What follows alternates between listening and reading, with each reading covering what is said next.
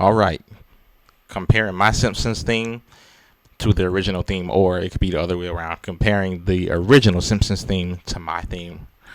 So let's get it. We're going to listen to the original version first. I had tons of fun with this, but we're not going to prolong any longer.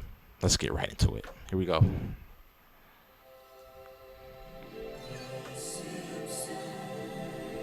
Let me turn it down because of my neighbors. Here we go.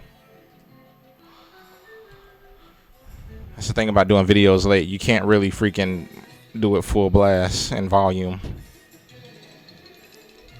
Okay.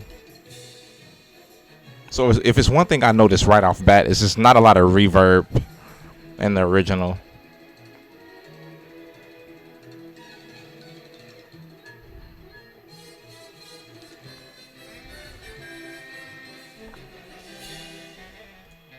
Turn it down just a little bit more. This thing's loud.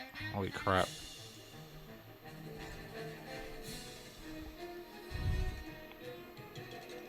Wow.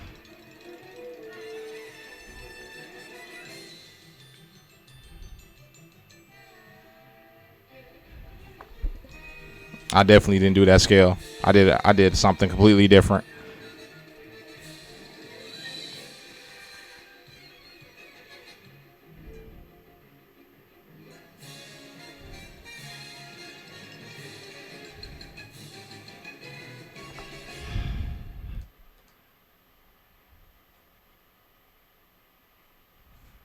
Oh, I didn't mean to full screen it. Nope. Let's not do that. Let's not do that. Hold on. Oh, I guess we're already into. Okay. Well, can ring back the face cam. Okay. My version. Let's get it. Here we go. Definitely no choir there. Or no, not choir, but voices, sorry.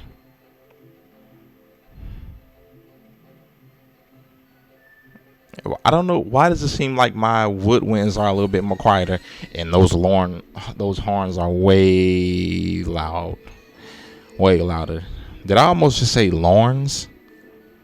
Jesus Christ.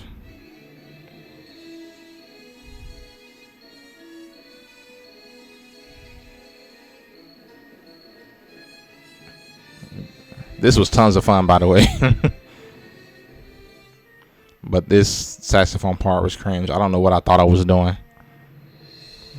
I actually might redo that whole thing just to do that saxophone solo over again.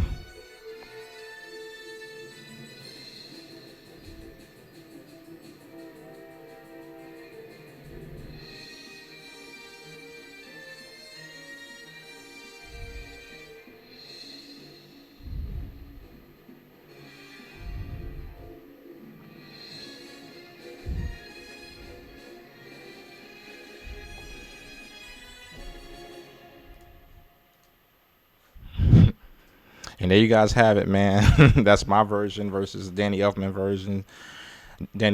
version. And let me just say that Danny Elfman is definitely a genius. Like, there's something about Danny Elfman that separates him from all other composers. You know, especially, I'm just going to say this as well. When it comes to TV scoring or scoring in general, I never thought that TV music could sound like that. The first time that I heard this theme was the very first time that I fell in love with The Simpsons. I tuned into every episode after school, every episode. You remember they used to have, Animation Domination on Sundays. I used to always, oh my God, I just get so nostalgic just thinking about it, but I would always tune in every week just to hear that theme and just to hear the different transition music. Even when I was playing Simpsons Hit and Run, the music is what made the game 10 times as funner than it already was without it. That game is fun, by the way.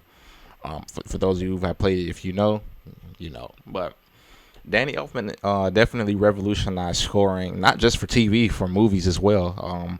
First movie that I seen that Danny Elfman's music was in was the Spider-Man, the Sam Raimi Spider-Man trilogy, and I automatically fell in love with the Spider-Man just because of the music and of course the visuals. Everything aesthetic wise as well. But I fell in love with the movie and the trilogy. I don't think he did the third movie. I think somebody else did the third movie, but Danny Elfman just overall is a genius. I definitely love his work from The Nightmare Before Christmas, Alice in Wonderland.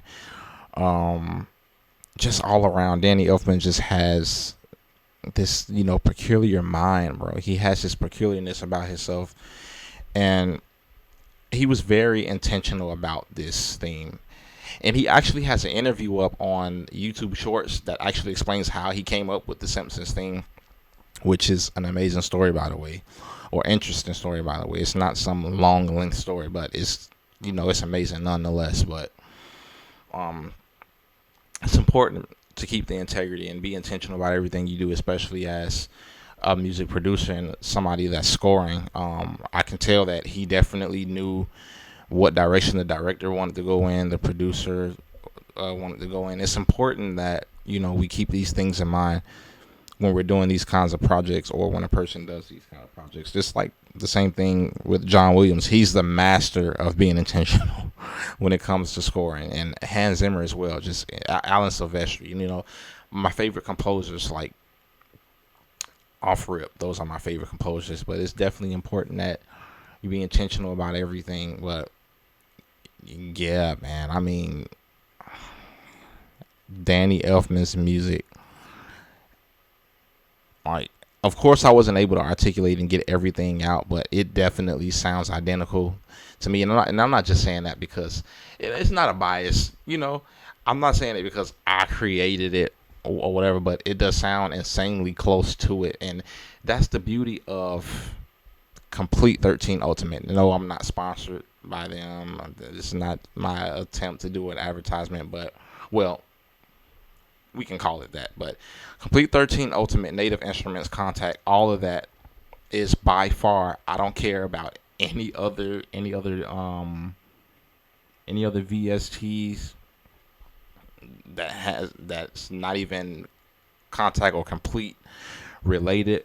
Complete 13, I'm telling you, that's the software that you want to use. Those are the VSTs that you want to use, especially when scoring. It gets the job done every single time. If you're looking into doing score covers, that software is the software to use, hands down, because it gets everything done.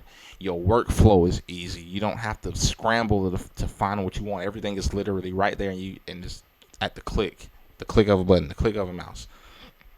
Complete 13 has the sounds, they have the feel, they have the vibe, they have the cinematics, they have it all. It's the entire package. But that's another topic for another day. But it helped get this done. It helped get all of my other score covers done. Dude, I'm gonna tell you how insane this is.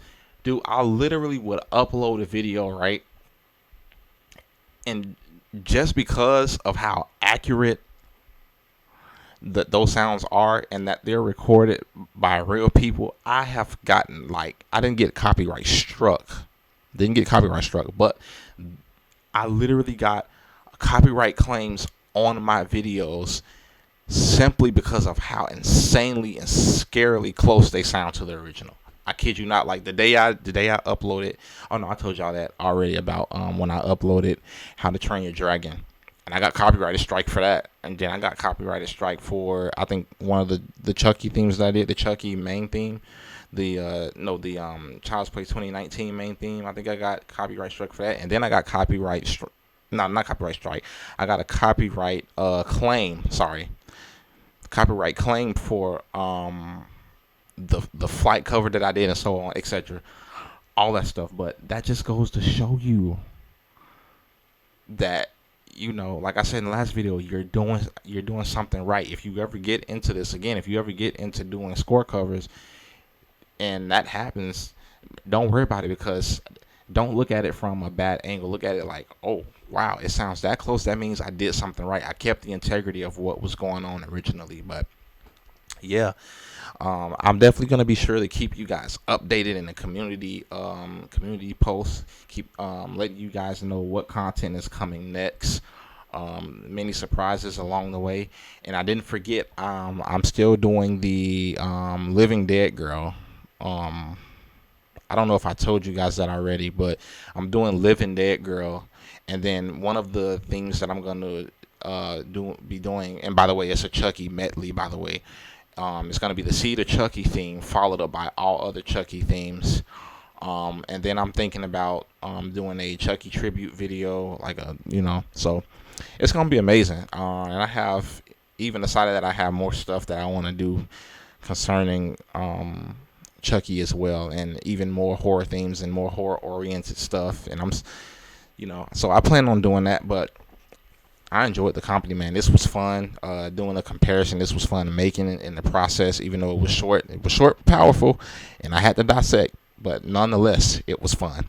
So without further ado, man, I love you guys. Love all my rogue-ees out there. And until next time, peace out. And I can't wait for more fun and more content. See you guys in the next one.